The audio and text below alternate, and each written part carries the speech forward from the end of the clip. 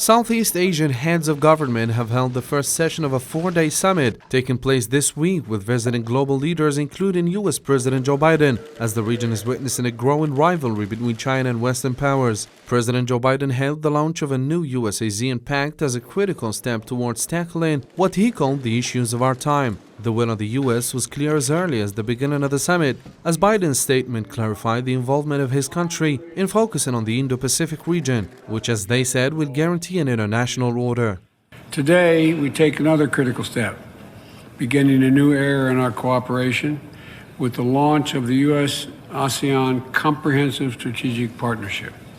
Together, we will tackle the biggest issues of our time, from climate to health security, defend against the significant threats of rule-based order, and to threats to the rule of law. The summit, which is hosted by Cambodia, tackles a variety of global and tricky issues ranging from the war in Ukraine, climate change, regional tensions over Taiwan Strait, and the North Korean missile launches. In a further part of the summit, UN Secretary General Antonio Guterres declared that the international community failed Myanmar, as the bloc warned Naypyidaw of the possibility of being barred from the bloc's meetings if there will be no progress in the peace agreement which was signed last year. Everybody has failed in relation to Myanmar. The international community as a whole has failed, and the UN is part of the international community.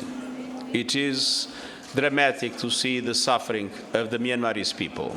For his part, South Korea's Prime Minister Yoon Suk-yeol proposed a three-way mechanism that guarantees dialogue with China and Japan. And on the other side, Yoon emphasized that North Korea's missile launches are considered a serious and unacceptable threat.